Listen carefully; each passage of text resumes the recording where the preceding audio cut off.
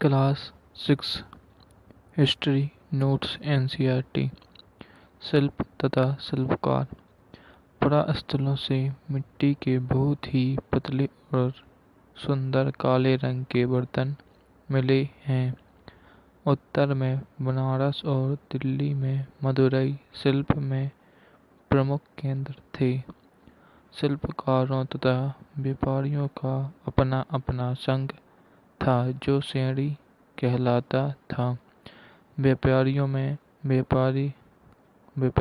व्यापार का संचालन करना, शिल्पकारों में प्रशिक्षण देना, कच्चा माल उपलब्ध कराना, तैयार माल का विवरण करना। श्रेणियां बैंक का भी काम करती थी, जहां लोग लाभ के लिए धन जमा करते थे। अरिकामेडु पुदुचेरी।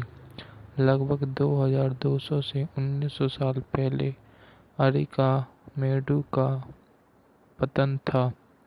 पुरातत्व स्थल। यहाँ ईंटों से बना एक ढांचा मिला है जो जहाजों से उतरे मालों के लिए गोदाम था। यहाँ भूमध्य सागरीय क्षेत्र में एगोरा जैसे पात्र तथा एरेटाइन इटली का शहर जैसे मोहर लगे लाल चमकदार बर्तन भी मिले हैं। यहाँ रोमन लैंप शीशे के बर्तन तथा रत्न भी मिले हैं। शीशे तथा अर्ध बहुमूल्य पत्थरों से मणके बनाने के पर्याप्त साक्ष्य मिले हैं। अरिकामेडु में छोटे छोटे कुंड मिले हैं जो संभवतः रंगाई के पात्र होंगे। अयंत्र रोम। यह यूरोप, अफ्रीका, उत्तरी तथा पश्चिमी एशिया तक फैला था। महत्वपूर्ण शासकों में ऑगस्टस प्रमुख है, जिसने लगभग 2000 साल पूर्व शासन किया। ऑगस्टस ने रोम को संगमरमर का बनाया, बड़े बड़े रंगमंडल तथा स्नानघर बनवाए। आहत सिक्कों का प्रचलन। लगभग 2500 साल पहले व्यापारी, राजा और तीर्थयात्री दक्षिण भारत सोना, मसाले, खास तौर पर काली मिर्च एवं कीमती पत्थरों के लिए मशहूर था। रोमन साम्राज्य में काली मिर्च को काला सोना नाम से बुलाते थे। उपमहाद्वीप का तटीय भाग दक्षिणी पहाड़, पठार तथा नदियों से भरा पड़ा है। नदियों के मैदानी भागों में नर्मदा का मैदान काफी उपजाऊ है। संगम कविताओं में मूवेंदार शब्द 3 शासक परिवारों के लिए प्रयुक्त था, जिसका अर्थ है 3 मुखिया, चोल, पांड्य तथा चेर। तीन प्रमुख मुखिया के दो सत्ता केंद्र थे, जिनमें चोलों का पतन मोहर का कावेरी पट्टिनम तथा पांड्यों की राजधानी मदुरई महत्वपूर्ण थे।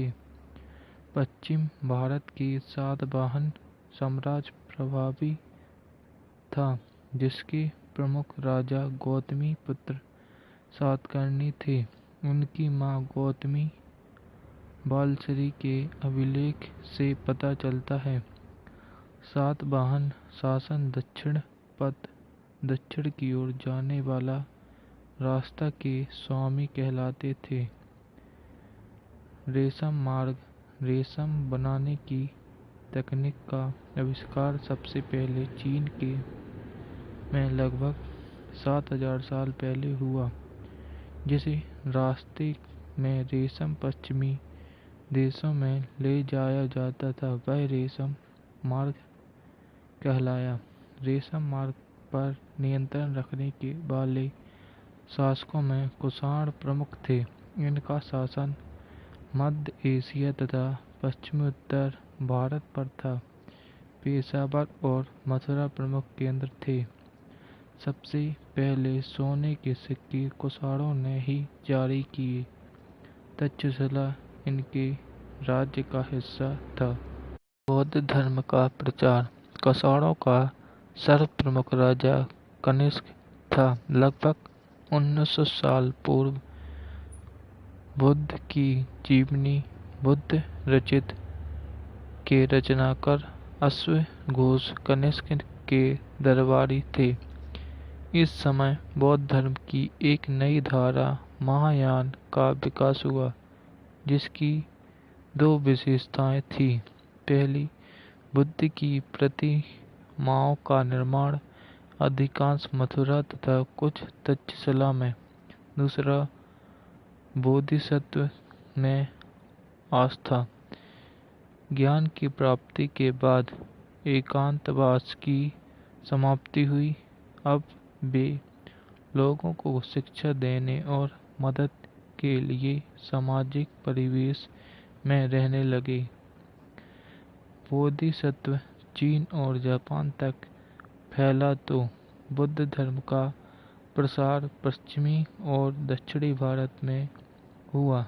अनेक गुफाओं का निर्माण पश्चिमी घाट के दर्रों में हुआ।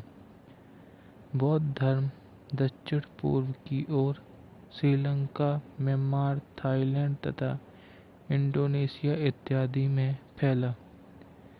थेरवाद नामक बौद्ध धर्म का प्रारंभिक रूप से पहले से इन देशों में प्रचलित था। चीन बौद्ध यात्री का फाई सियान 1600 साल पहले, स्वेन त्सांग 1400 साल पहले तथा उसके करीब 50 साल बाद इत्सिंग भारत आया। भक्ति, यह भज शब्द से बना है, जिसका अर्थ है विभाजित करना या हिस्सेदारी।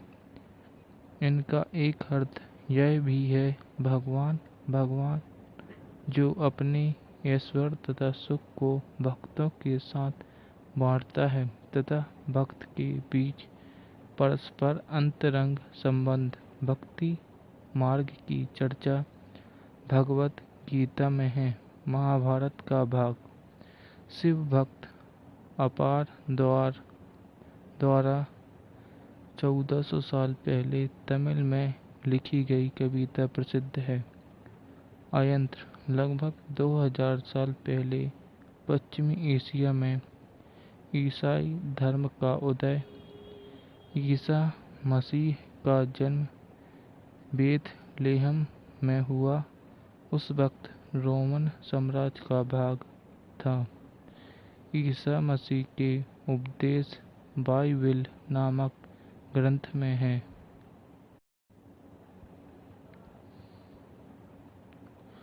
प्रशस्तियाँ। लगभग 1700 साल पहले समुद्रगुप्त के दरबारी कवि हरिसेन द्वारा संस्कृत में प्रस्तुति कविता लिखी गई।